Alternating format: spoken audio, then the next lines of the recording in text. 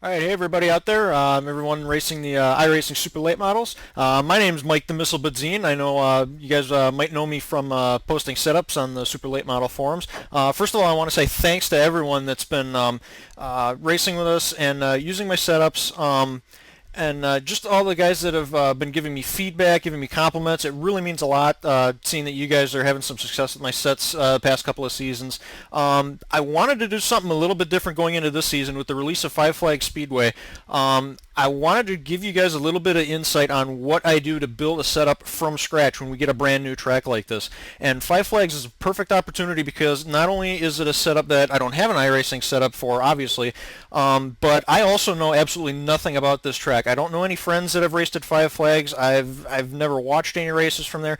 The only things that I know about Five Flags Speedway, other than that it's in Florida, is what I've read on the Wikipedia page, that it's a half-mile high-banked asphalt track that sees a lot of tire wear, and just whatever we saw in the preview video going into this season that iRacing put out. So really, I have no idea going into this season what the racing on this track is like.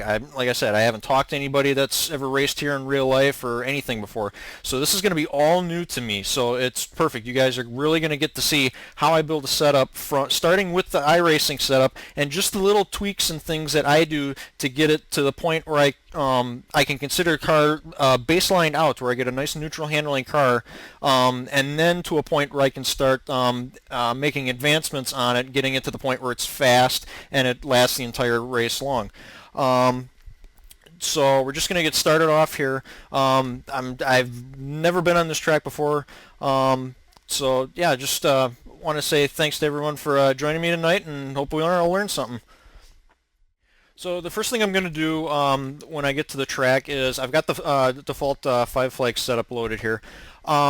First thing I do when I get to a track is just kind of look over the setup, and there's a bunch of things that over the past few seasons racing with this car, just things that I've picked up that just for me anyway, just works across the whole spectrum, whether it's a flat track, a high bank track, concrete, asphalt, doesn't really matter. They're just things that I've learned to me fits me and my driving style and works for the car. You don't have to do any of these things, but I encourage you, to kind of look at your own things. If you hit on something that works in your own experimentation, by all means go with it. I'm just going to give you guys a quick example of the things that I look for.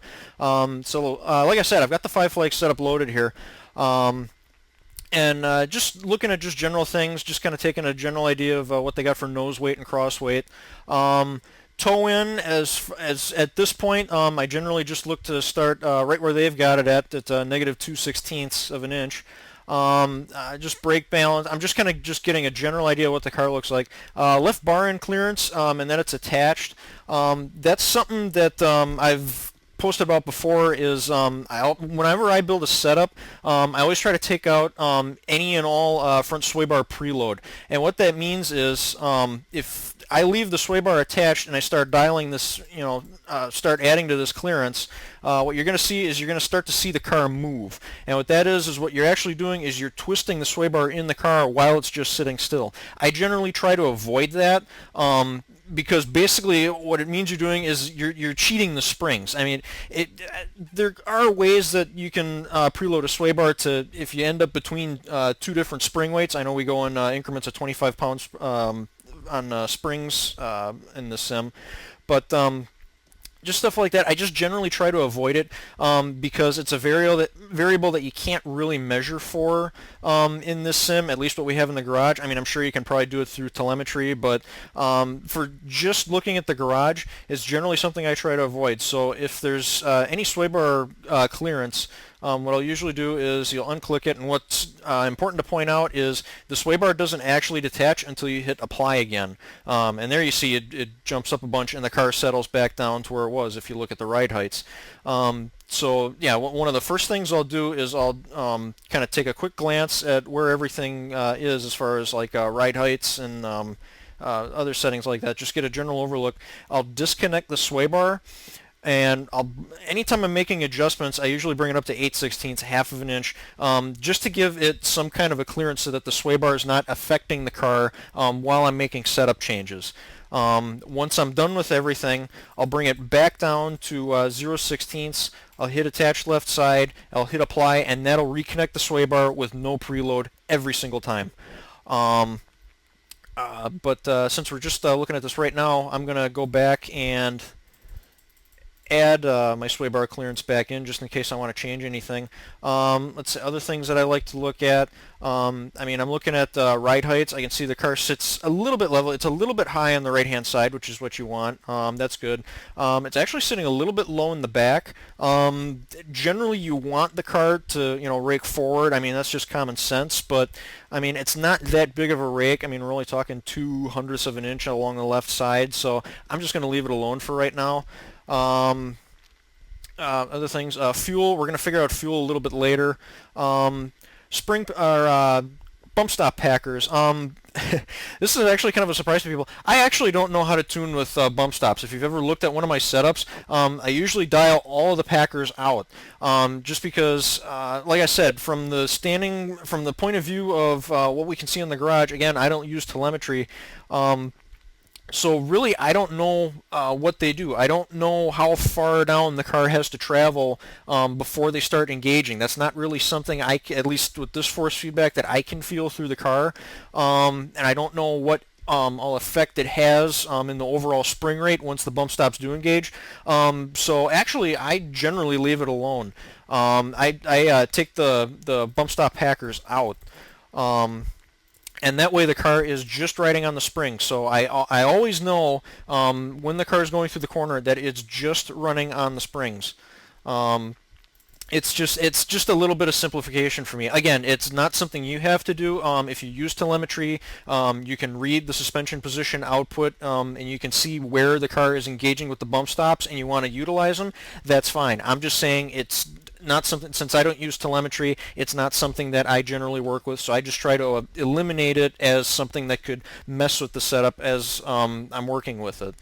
So I take all the packers out.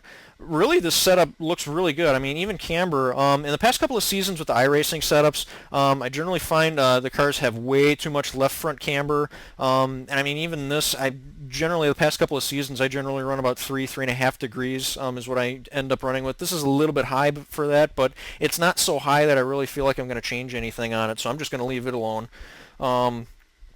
Springs, I'm fairly happy with where the spring rates are. Shocks I generally leave alone. Track bar height I'll leave alone. Really, the setup looks really good out of the box. I didn't have to change anything on it. So what I'm going to do is bring the sway bar clearance back down, reconnect the sway bar. Now with no preload, you notice when I reconnected it, none of the ride heights change. That's another way to check if you've got preload. If you think you do or you think you don't, I mean, it's obviously you just check for left bar and clearance. But if you think you might, make a mental note of where your front ride height settings are, detach the bar, and when you hit apply, they'll fly all over the place. Sometimes it'll just ruin the setup. If you come across a setup that has a ton of preload in it, doing that, you'll see the car just, you know, flip direction, or you'll see a bunch of your ride height limits will fail tech inspection. So that's another reason that I like to work with no sway bar preload, is that it's when I go to reset it like that, I know it's not going to mess with the car when I detach the sway bar in the garage. So everything looks good right now. One of the first things that I figure out with a setup is the rear gear ratio. I mean, this is a fairly basic car. I mean, it's not advanced to the point where we have a fully customizable transmission. All we have control over is the rear gear ratio. So I'm going to go out on track. This is going to be the first time I've ever been on this track. And the first thing I'm going to do is just generally get a feel for the track, assuming the car isn't, you know, stupid tight or wrecking loose or anything. If the car is drivable, I'm just going to go out there right now just to get an idea of, listen to the engine and see what the rear gear ratio is like. So that's going to be my next step. Okay, so now I'm out on the track, and yeah, like I said before, we're just gonna sit here and just kind of see what the car does. First laps on 5 flags. This is kind of cool.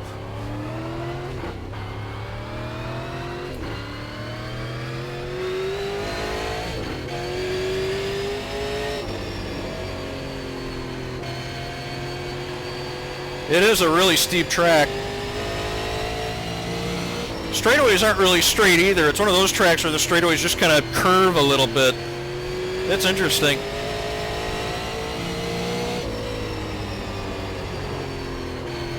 Car feels a little bit darty. It might be because it's bottoming out in the corners, but it's a little loose, but it's drivable, so.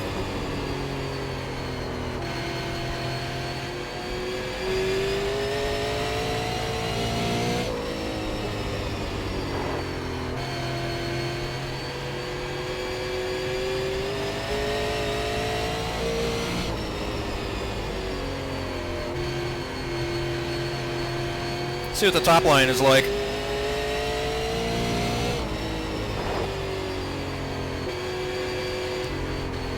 Ooh, big push on exit.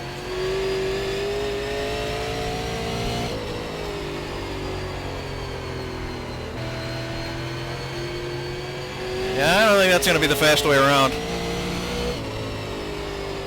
But actually, again, the gearing's pretty good for this. I don't think iRacing held back a lot when they built the setup for this car.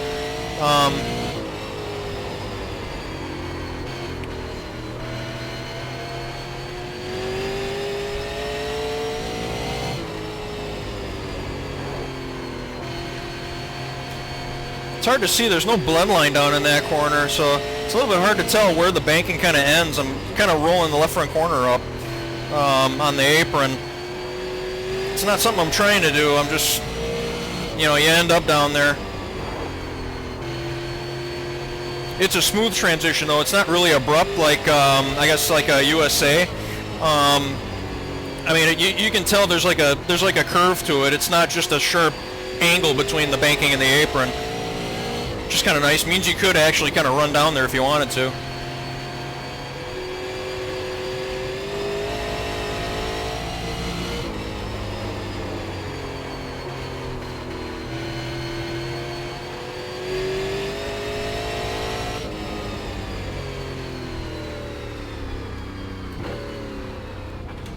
Ooh, narrow pit lane entrance.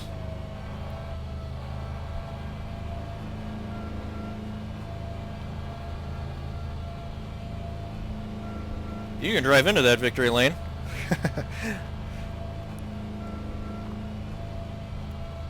Okay, so here's something I do a lot that I'm actually surprised nobody's really asked me about before. If you ever watch me in practice or before a race, I'll nose the car in like this. There's a very good reason for it. I'll just shut the car off. The reason that I nose in is because, like, I just did 9 laps right now. If I wanted to take a look at the tires, but still go back out on these tires and this fuel load, I just wanted to record tire temps. What I found out you can do is you can pull into the pits like this, and I purposely steer the car in at too sharp of an angle. You can see I'm getting the bad angle report from the pit crew. They're not going to service the car, so I didn't have to untick anything in the black boxes. I didn't have to untick fuel or tires.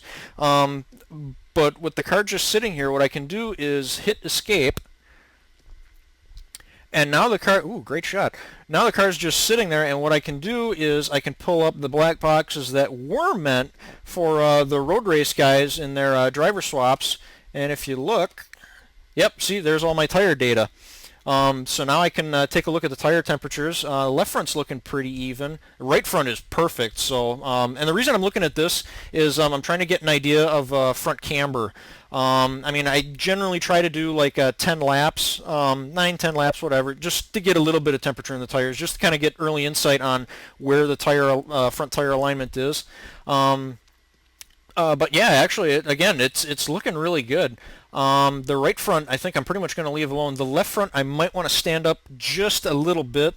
At least, I mean, there's contrasting opinions on the correct way to set front camber and alignment and stuff like that, and different ways of reading the tire info box. The way that's been working for me, with the way that the garage and the black boxes report tire temperatures, is to try and get the middle and the insides, actually I shouldn't say the insides, the middles and the left sides of the tires, the temperatures to match. So yeah, like I said, you can see the right front, the left side or the inside on the right front and the middle is both at 193. There you go, you can see that right there. Why am I pointing at the screen?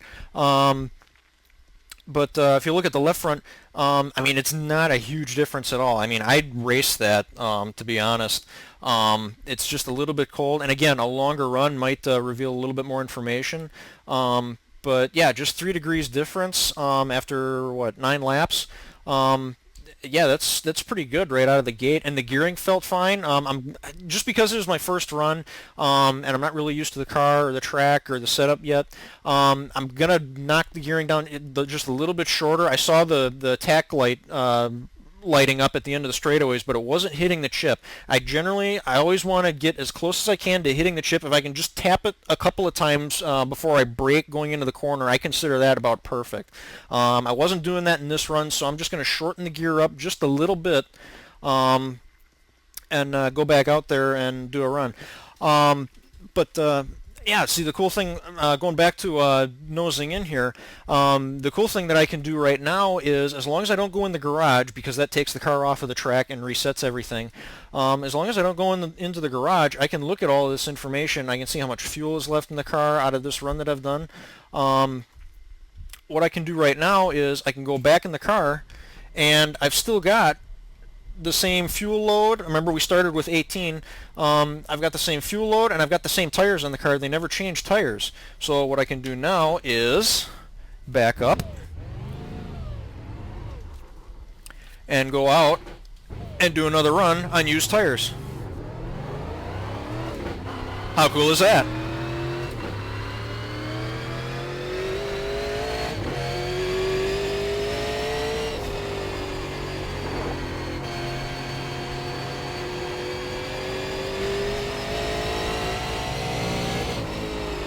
Ooh, there I hit the limiter. Maybe I don't need to change the gearing. iRacing's doing my job for me.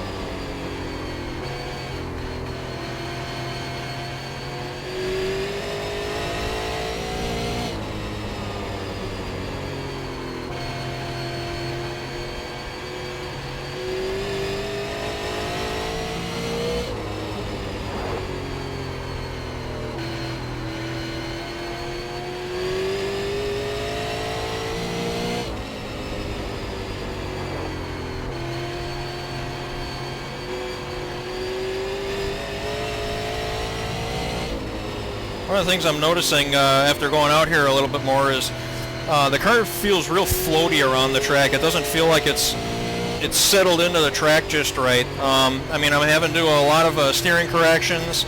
I'm not really that confident getting back in the throttle, coming off the corners. My braking is real light. I'm just kind of gliding the car into the corners rather than really attacking the corners like I'd like to. But really all that's stuff that we're going to do later on. Right now we're just trying to get just general stuff laid out so that we can dig into those details a little bit more later on.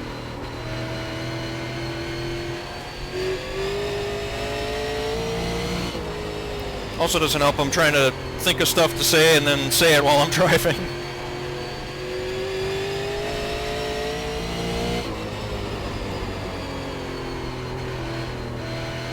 And big push through the middle, and then the rear end starts to wander around on exit. So that's something we're going to have to work on.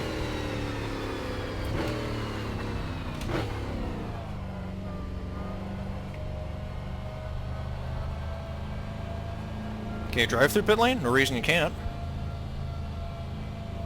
Oh yeah! Okay, cool. That's cool. I'm gonna be back there again.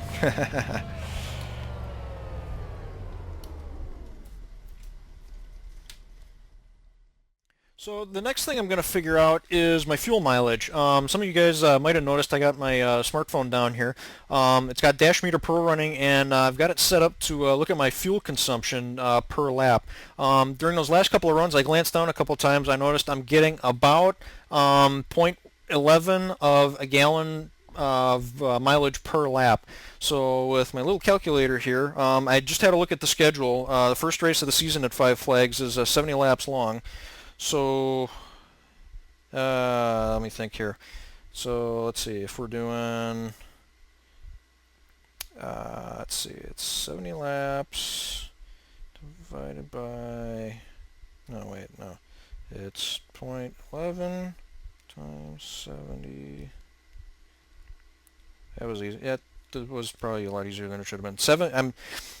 What I'm saying here is, at the mileage that I'm currently getting, it should require about 7.7 gallons to make it through that full race distance, assuming it goes green flag all the way through.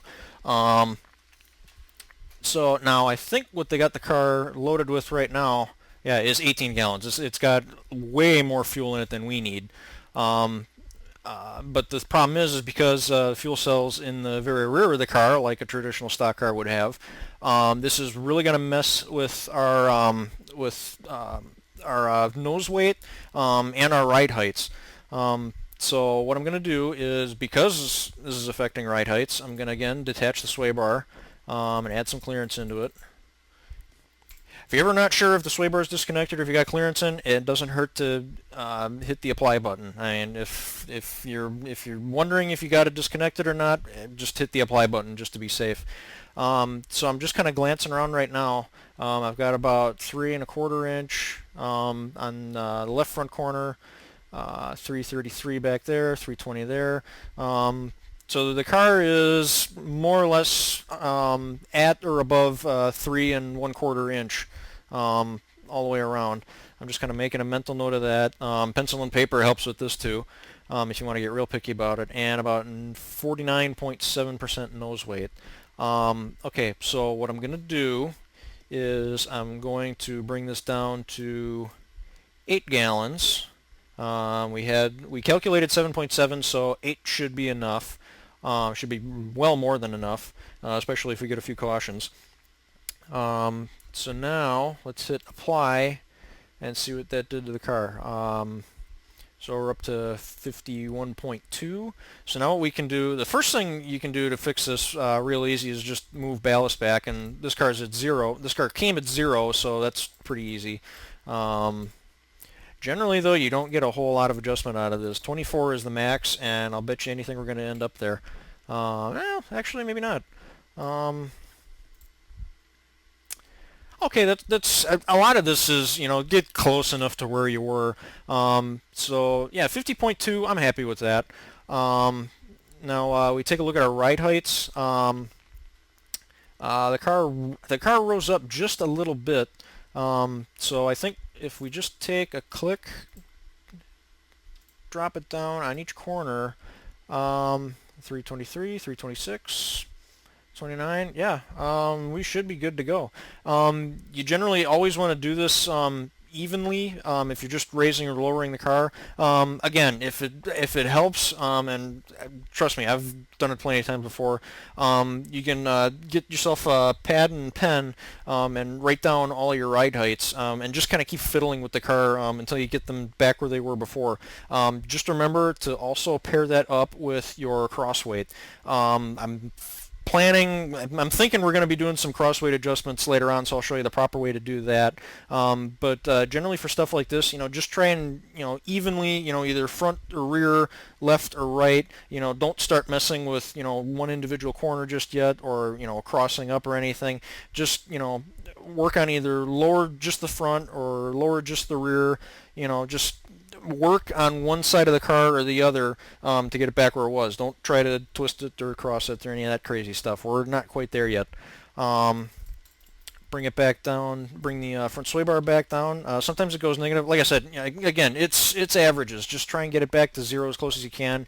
Hit attach. You might see the ride heights move a little bit. I don't know if it's just distance between that little bit of rounding error when it says 0/16 instead of negative 0/16. Again, it's not that big of a deal. You're talking very minute values, and it's an American short track stock car on bias ply tires. They're not precise things. But as long as nothing else should have changed as a result of that. So we're going to try the car with less fuel, just see how it handles like that, and work on from there. Okay, so first run on race gas, and let's see, we're on lap 21 now, so I don't know, we'll run it up to lap, 40, and we'll see where that gets us.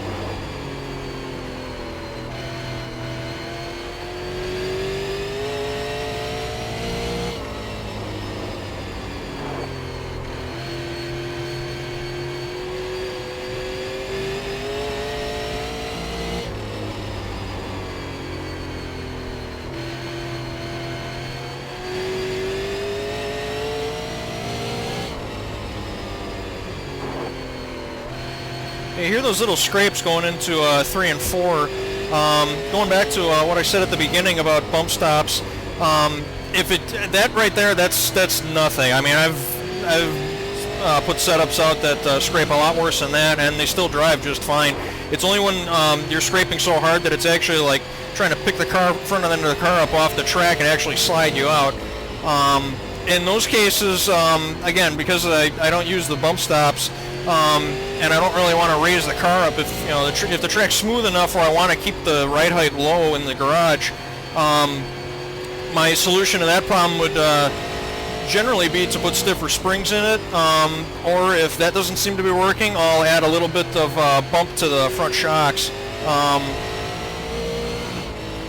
But just general stuff like that. Again, bump stops could be used, to keep the car up off the track, but I don't know at what point they engage at, and I'm worried that if I get more bump stop on one side of the car than the other, it'll ruin the setup. So that's why I don't generally work with them.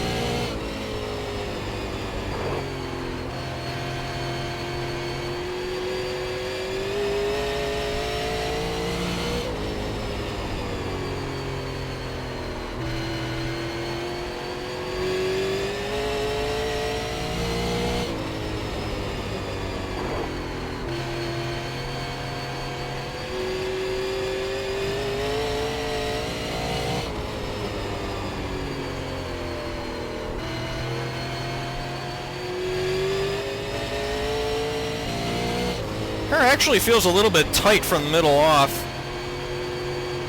It's pretty good on entry, but once it gets to the middle and I start picking up the throttle, it kind of tries to straighten itself out.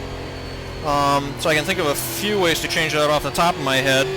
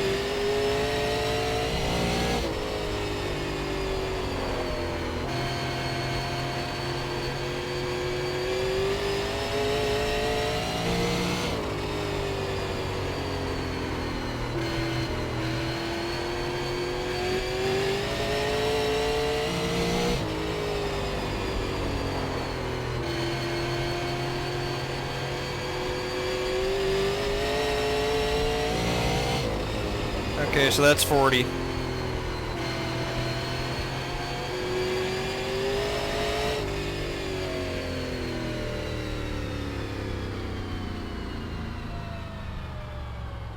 Another thing when you're doing testing like this is you never want to just slam on the brakes or go into a big slide or hit the fence or anything when you're doing this, because when you do that, you're cooking the tires, you're causing damage to the car, you're knocking wheels out of alignment. When you're looking to make adjustments to things like camber, and you're trying to get tire temperatures, if you're bouncing the car off of the walls and doing big slides and stuff, all of that information is basically useless. You got to put in a clean run if you're going to get accurate information to make adjustments to your setups. Very key piece of information. Okay, so I'm looking at my tires after that last run, and I'm picking up on something that I read on the Wikipedia page for Five Flag Speedway. One of the big local draws to this track for a race as long as the Snowball Derby is it's traditionally been very abrasive. It really wears tires out. So one of the keys to winning at races like the Snowball Derby is to be able, come up with a setup that'll conserve tires and go the distance. Otherwise, you'll just burn them off and the car will be nowhere. And that's something that I'm seeing reflected in these tire temperatures. I was only out there for about 20 laps, and already you can see the right front tires up into 240, the right rears at 243, and that's good from the standpoint that that tells me that the car is wearing evenly in the corners. If you get a car that's really loose or really tight, or you come back in the garage afterwards and you see especially on the right sides, because they're the ones that are loaded the most, that either the front or the rear is significantly warmer than the other, that means that the car's balance is off, and maybe you need to tighten the car up or loosen the car up or work with wedge or rear track bar or something like that to even it out. But again, it seems like iRacing has really done their homework on this setup. They're kind of taking my job from me here. The car's real even front to rear. But what I'm still picking up is, in just that shorter run as 20 laps, I'm already up into the 240s. Generally, what I was always taught and what's been working well with me is ideal tire temperature for a car like this. You want the tires to come off at around more like 230 degrees Fahrenheit. That's like butter zone for these things. Are you ever going to see that? If you finish a race after a long green flag run, you come off the track and you pull in, are you going to see 230? Probably not. just because these races are portioned out long enough that we're generally got the cars used up by about the time the race is over with. If we've been driving hard the whole time. But yeah, if you can, the idea is to try and keep the car's tires in that kind of 230-degree butter zone as long as you can, and again, that's a real sign that you've got a fast setup. Yeah, to be out there for only about 20 laps, and yeah, we're already up into the 240s. Yeah, this is going to be an interesting track to race on. I'm already looking forward to week one. Yeah, that might be something we need to look into if we can help it. Going back to, I haven't messed with camber a little bit. I said I was going to before. It was just something I kind of kept in the back of my mind. As these temperatures are starting to move apart, I think what I'm just going to do is go back into the garage. I've already got the sway bar disconnected. And again, just kind of make a note of my corner heights here, and the reason I'm keeping track of that is that ride height is not only affected by things like your spring perch offset, your camber, your tire pressure, stagger's another one that'll do it. Almost everything that you mess with on these cars will affect ride height in some way. It might be a little, might be a lot. Camber is one of those things, and the reason that camber affects the car is because if you really look at the way that these cars are constructed, the wheels have very little back spacing. The hub is almost flush with the inside bead. There's just enough room in there to fit the brake rotor. And with how wide these tires are, you end up with, if you think of caster as a term, or not caster, camber, as if you're looking at the tire head on, when you're adjusting camber, you're not rotating the tire like this because the control arms are way out here. When you're adjusting camber, you're really moving the tire like this, so that especially when you go into positive camber, the point edge of the outside shoulder of the tire starts to move down, and that'll actually pick that corner of the car up. So as you start to mess with some of the setups that I've seen that have a little bit more extreme camber angles, more like 5, 6, even 7 degrees, then you really start to see a lot of movement when you start to change that camber angle, and just a little bit can make a big difference. I'm just going to put 2 clicks down just to kind of stand that tire up, see if I can't get these two temperatures a little bit closer together. And if I hit apply, yeah, see, it went from 23 to 21, so not that big of a difference. If it went much more than that, yeah, maybe I could, put a click of spring perch in it just to bring the car back down or up, or whichever way it changed. I mean, I can try it. Yeah, see, that actually goes a little bit too far the other way. I mean, I could go that route, but I'm just going to leave it alone. Oh, the other thing I was going to change was when I was out driving during that last run, I mentioned that from about the middle of the corner off, the car wasn't rotating. One thing that I've always used to build long-lasting car setups is you want to use as little steering movement as possible. The car should almost drive itself. If you're having to really crank on the wheel and scrub off speed to get the car to go through a corner, all you're doing is slowing yourself down and overheating your tires, and that's not gonna. That might be good for like a qualifying setup. That's generally, I think, the way that a lot of guys build their qualifying setups. But when you want a setup that, if you happen across a race that goes, the full 70-lap race distance, you generally want something that lasts that long. So one of the real keys to that is stuff like getting the car to focus more weight on the left front under braking. So when the car dives under braking, it puts more weight on that left front tire, and the force of braking on that tire tries to pull the car into the corner. You see, guys, I used to do that a lot with the late model stock car, the Chevy Monte Carlo SS. I had a lot of setups that had a stiffer left front spring than a right front spring. What somebody informed me was called a hillbilly front spring setup, and it makes sense because you've got a stiffer spring on that side. It's going to push that corner of the car down harder when you go into the corner. The same logic can be used in the other direction. You can bump the right rear spring up so that when you get on the gas and the rear end of the car squats, it sits down more on that right rear tire, and now the car wants to kind of turn itself off the corner. I mean, it wasn't bad out there, but it was enough that, you know, there were some points where I really had to hesitate, and that settled the car out and started pushing. So I think what I'm going to do, it's at 375 right now. I'm going to bump it up to, let's do 2 clicks up to 425. And the other thing that is very key, again, you know, make sure you got your sway bar detached when you're doing this. When you change the spring, that is also going to change the ride height. And the reason being is all the springs are the same length when you get them.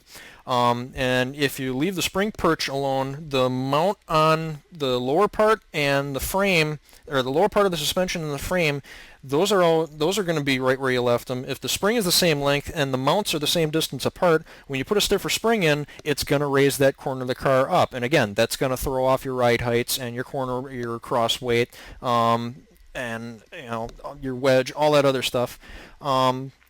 So one thing you got to do, and that's when you do things like a spring rate change and stuff like that, you always work with one corner at a time, because otherwise it turns into a big mess of, you know, trying to, you know, which changes affected what. So I'm going to bump this up to 425. I'm going to make a mental note that after I hit apply, to bring this back down close to 335, because if I hit apply, yeah, see, it actually bumped up quite a bit. It's up to 344. And that also bumped the cross weight up quite a bit too. So I'm going to drop that down a little bit. Yeah, 334 should be pretty good. That got the cross weight back down where it was supposed to be. And what that basically does is, you know, now the only thing that we're changing is the spring rate.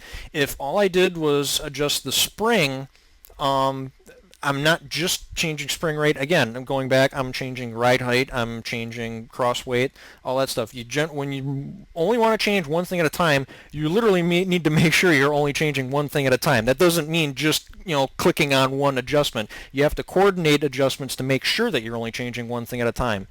So now that I've got that set back to where it was, where I wanted it, and I made that change to camber, now what I think I'm going to do is I'm going to get out of this test session and restart it.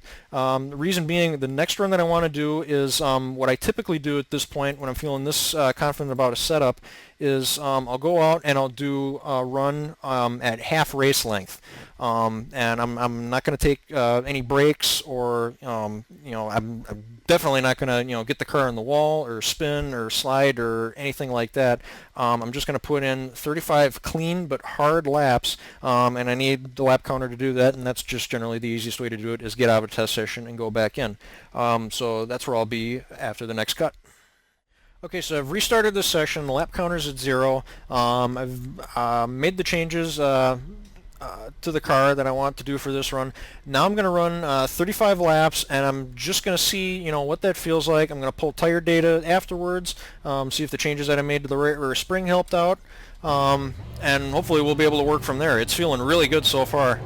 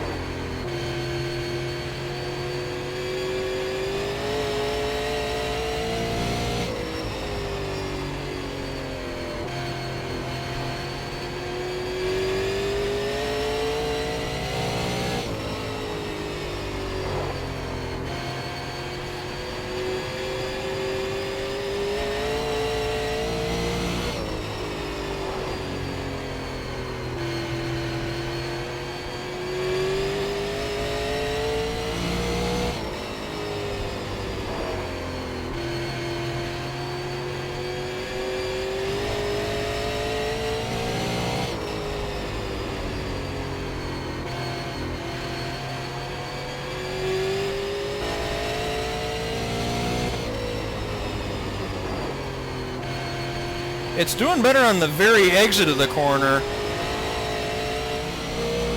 It's freed up a little bit, whereas I get, you know, hard back into the throttle, it helps, but it's still kind of tight in the middle.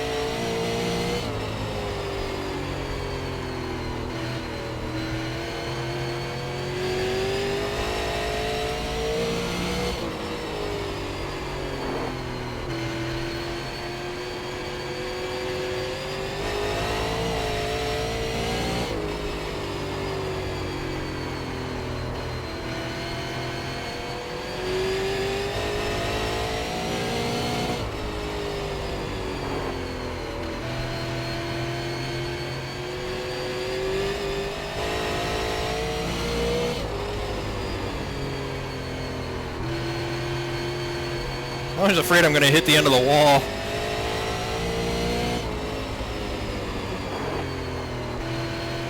I'm proud of myself. I can get the car down that low in the corner, and then I come to the exit and I see that wall and that cone there. It's like, gah!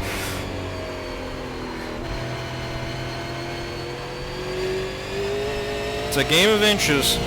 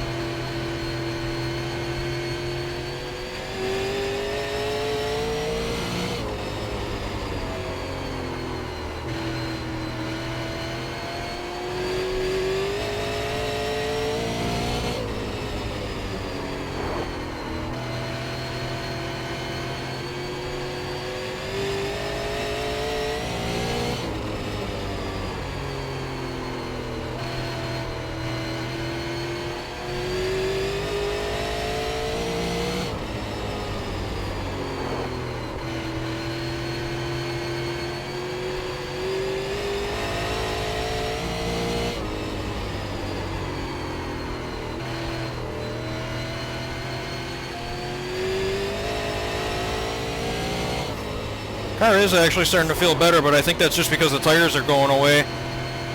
It's just loosening up as a whole.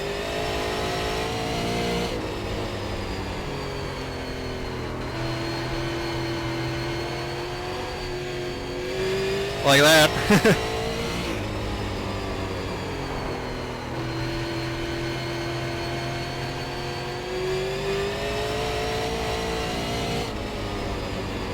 That right there was just buzzing the tires the whole way down the straightaway.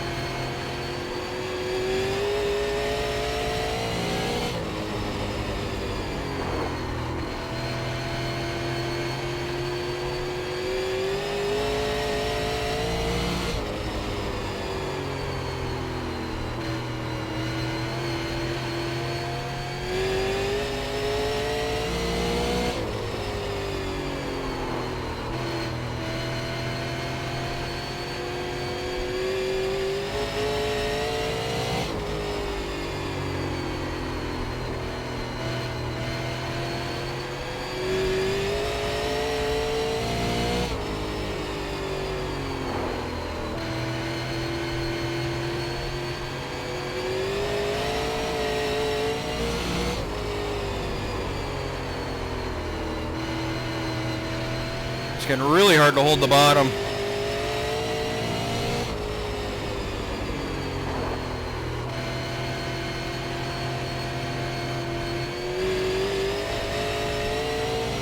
And that's 35.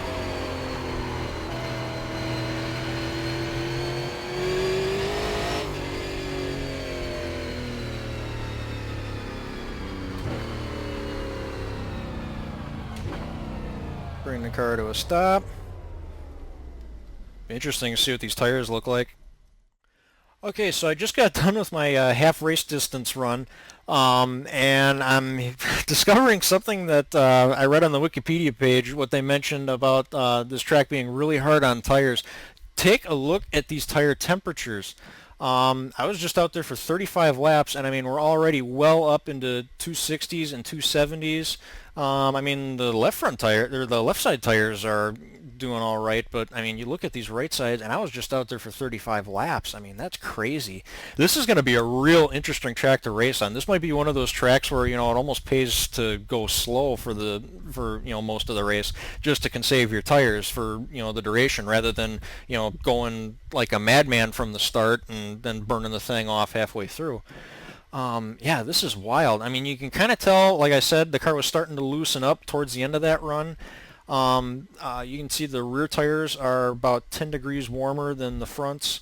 And I mean, you know, there's different ways to look at that. You know, maybe I could, I mean, I could even fix that just by taking the brake bias and moving it forward a little bit.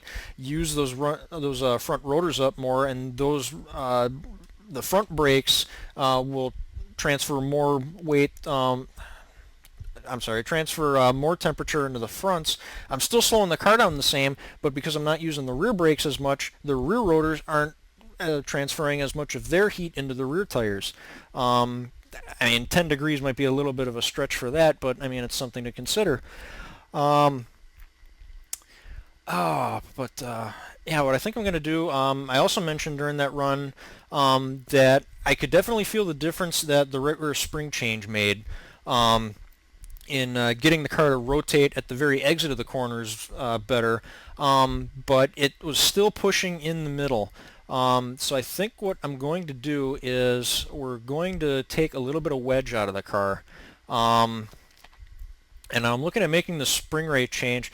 See, this is an interesting situation in that I'm trying to accomplish the same thing using two different methods. Generally I'm trying to loosen up the car on exit. So I could do that by taking wedge out is one way I could do that, but I've already got all this spring rate added to the car. So now are those two going to go on top, you know, kind of pile on top of each other, and now the car is going to be super loose. I don't know. This is the first time I've raced at this track, so I'm kind of making it up as I go. But I mean, just going on previous experience, what I think what I am going to do is I'm going to split the difference between what I had with rear spring rate and what I'm at right now.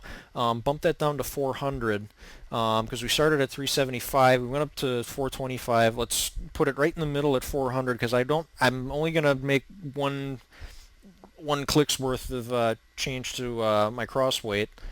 So I'm going to disconnect that, hit apply, add in my bar end clearance, so the sway bar is not affecting the setup when I make these changes. Okay, so I'm going to click down, I'm going to put in my 400-pound spring. That dropped the right rear corner of the car down, so I'll change my perch offset, and yep, we're back up to 335. Okay, so that takes care of that. Now the car's not going to be, crazy loose when I make this wedge change. And to make a wedge change, what a lot of people kind of struggle to grasp about cross weight is it's literally the diagonal weight on the car.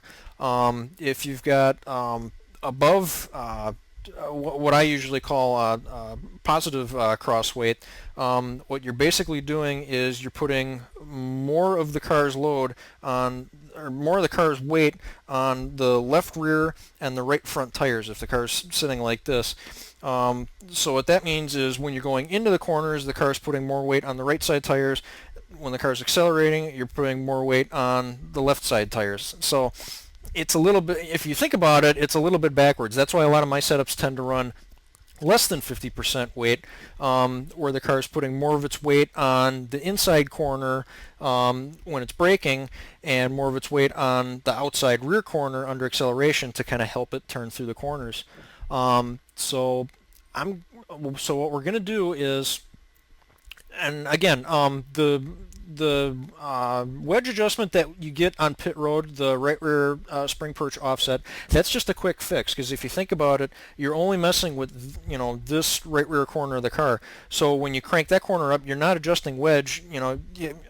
It's not just wedge, you're also picking the right rear corner of the car up, you're raising that ride height, that's going to lean the car over a little bit further. I mean, it's all tiny stuff, but it's the kind of details that you want to pay attention to if you want to build a good setup. So really the correct way to do it is you work, like I said before, you work the diagonals. So we're going to even this out by raising the left front corner and the right rear corner and lowering the right front corner and the left rear corner. Those two will cancel each other out, so the car will sit just like it did before, but it'll be putting more of its weight on that diagonal that'll get it, pulling it in both directions coming into and out of the corner. And hopefully that should help it pick up a little bit in the middle, because the car will be using more of the left front tire as it's coming to the center of the corner, and then as I start to pick up the throttle, it's also still helping it out on the right rear to drive it off.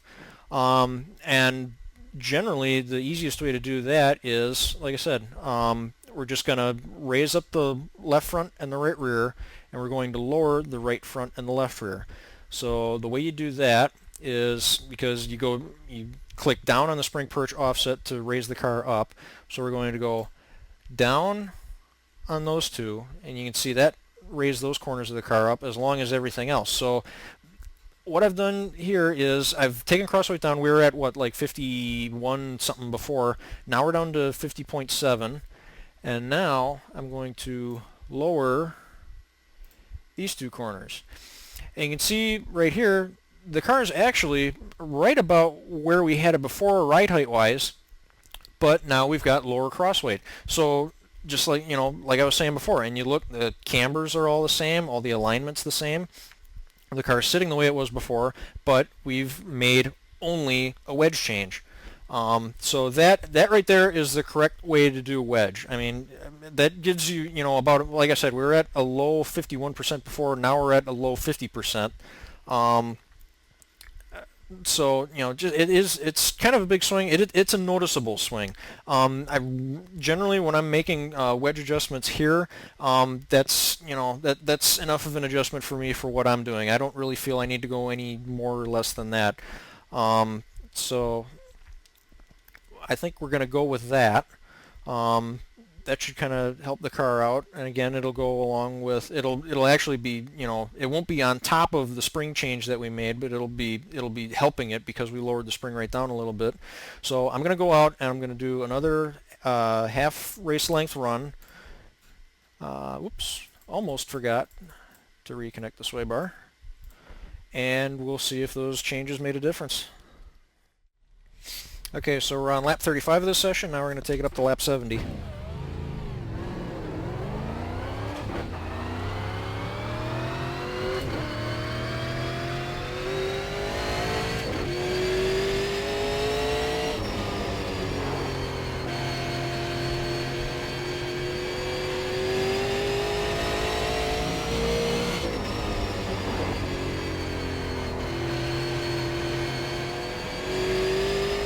Yeah, I can already tell this is a lot better.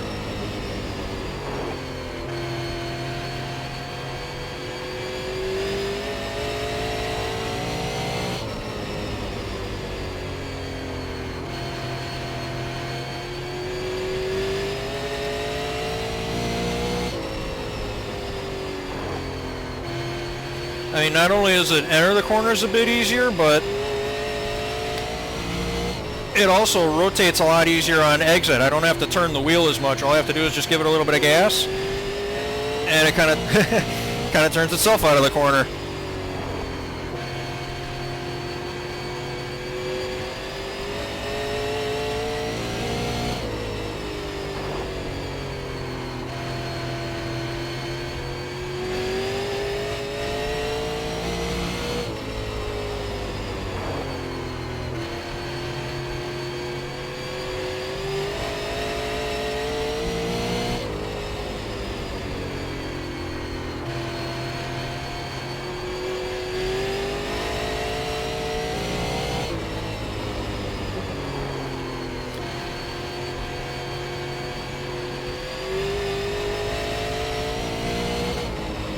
Actually starting to wonder if I shouldn't put that 375 rear spring in.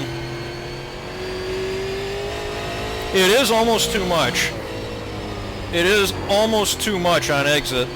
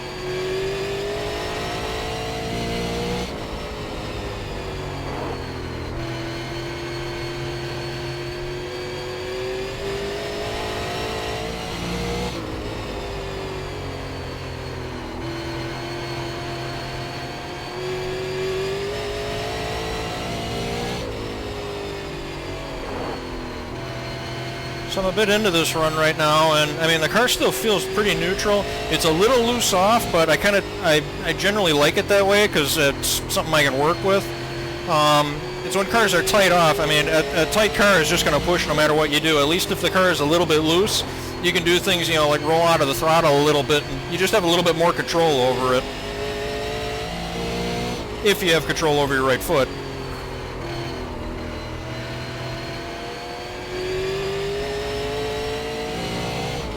That little bit of tightness in the middle of the corner is starting to come back, but I don't know, it might just be a part of the way that I'm driving it. I mean, it's not really causing a concern to me right now, but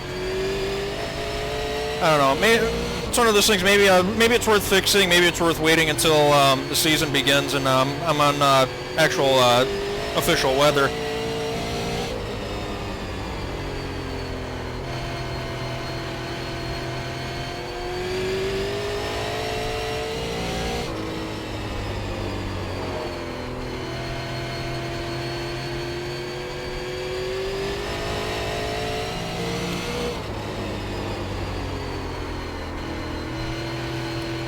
Especially seems to do it in 1 and 2. 3 and 4 aren't bad, but yeah, the middle through 1 and 2 is where I'm really noticing that push the most.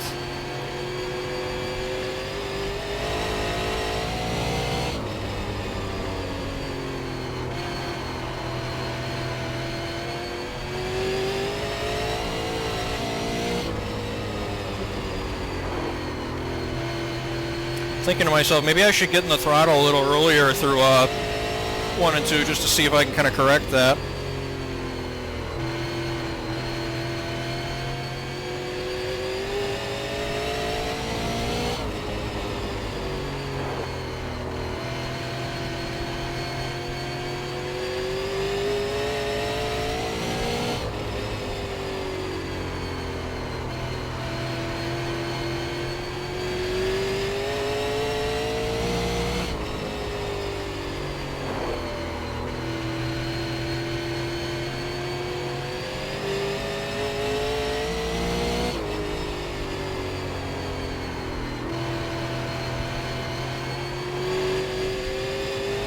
Little wobble.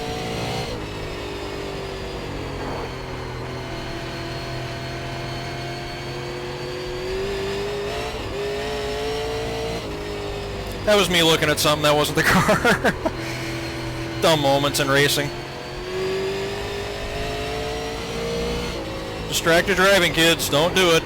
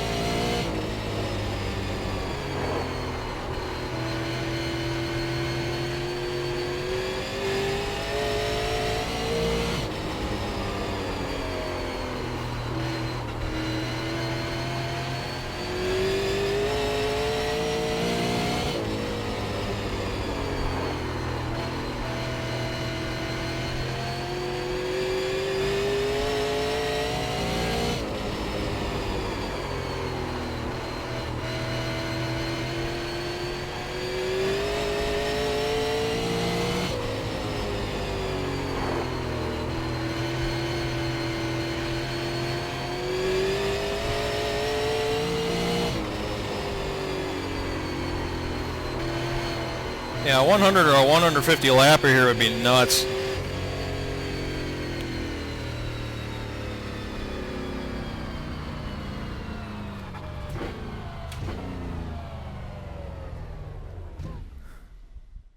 Okay, so that was my second half race distance run, and These rough tires just keep coming in. I mean, the car did feel a lot better. It still had that little bit of tightness in the middle. I'm really noticing it only in turns one and two. Um, and again, that might just be, part of my driving style. I might, just have to get in the throttle a little bit earlier to get that right rear corner to hook up a little more, or I could brake a little bit later, get the thing to, plant more going into the middle. I don't know. At this point, I don't really want to explore that problem any further than that, because again, I'm just using default weather. I don't know what the weather's going to be like during the season. So I'm just gonna kind of let that one sit, just keep it on the back of my mind once we get into the season. But for right now, I'm real happy with the car. I think the only other thing that I'm going to try before I wrap this up with you guys is I'm gonna try bumping the brake bias forward a couple of clicks, just to see. The only thing I think I'm gonna do with that is just to see if I can get any of the heat buildup in the rear tires to move towards the front tires, just because I've got more front brake bias. It's using the front brakes more. The rear brakes stay a little bit cooler, and maybe they don't transfer as much heat to the rear tires. Hopefully that will take care of a little bit of that loose off. I mean, the car is a little bit sketchy on exit, especially later in the run, but again, it's not a problem that's big enough that I'm really thinking about things I could do to fix it at this point. I mean, it's something I'm again keeping in the back of my mind, but it's not really that big of an issue at this point. You can easily drive out of it. So I'm just going to see if maybe I can kind of help the long-term balance out in this car, just by seeing if I can maybe maybe burn the front tires up a little bit more and the rear tires up a little less, just to see if that helps. I think that's basically going to wrap it up from here. And again, from here on out, I mean, a lot of it, is a lot of car setup is just kind of doing your homework. I hear a lot of people go at times, they'll come back and after a run, I'll ask them how their car's running. Oh, it kind of sucks. Well, what are you gonna do? Oh, I think I'm gonna change, such and such in the rear suspension geometry. I'll move the track bar or something like that, and I'll ask them, well, what do you think that's gonna do? Well, I don't really know. I'm just kind of changing stuff for the sake of changing stuff. That's not really an answer. You're not learning anything at that point. All you're doing is just messing with stuff. Odds are, you need to be able to focus in your mind on what you expect to get out of the change, and then once you get onto the track, what the change to the car actually does. I mean, you heard me, confirming that the changes that I was making were working, because I had an idea in my mind when I went out on the track what the car was supposed to do, and it did it. That's really how you learn, the basics of a car setup. It's not just, random clicking, seeing if, raising this makes the car better, or if it makes it worse. You need to, do a little bit of homework, learn, how these cars are made and what all these adjustments mean. And, just, once you get a car that, handles good, for you, that you can get it around the track consistently and smoothly, then you can start, experimenting. Well, what if I raise this up a little bit? I read about it online that it might, make the car a little bit more loose off the corner, or it might, dig in a little bit through the center. Then you can start making those kinds of adjustments and see if the changes that you make have that same effect when you actually get the car out on track. A lot of, a lot of these things, you can be self-taught, or, it's just as easy, to go out and ask somebody. I'm always willing to help people in practice sessions if they, have something that they want to try. I've had people, talk to me. They've, had an adjustment that they wanted to make. They'll run it past me first and, just get an opinion. And I'm totally fine with that. And anyone, assuming they're not super busy themselves, anyone that's, really cares about this sport and has been doing it for a long time, odds are, they'll help you too. if you ask questions like that. If you just want, to jump into a practice session, hey, can I have your setup? Yeah, a lot of these guys, they might be, racing for points or racing for championships, or they might be part of a team. They're, genuinely not able, due to the rules of the team, to share their setup with you. But I'll bet you ask a lot of these guys, hey, my car's doing this, can I make this adjustment, try and fix it? I'm willing to bet a lot of them will talk to you. So yeah, I think I'm going to leave this video here. I'm hoping to help you guys out a lot, just to kind of give you some insight on the kind of things that I do whenever we go to a new track or whenever I'm setting up for a season, or like we did last season, 2015 S2, when we had the big front suspension geometry change. I had to fix all of my setups going into each week, all season long, just to make corrections for that, just to get them back to where they were the season before. But yeah, I'm really hoping that this gave you guys some insight on what it's like, building setups from scratch. I think we got a lot done. I'm gonna try this brake bias change. If it works, great. If not, I'll change it back. I'll post it up to the forums, and you guys can try it out. Otherwise, good luck out there. Have fun. Stay safe. And yeah, I'll see you out at the track.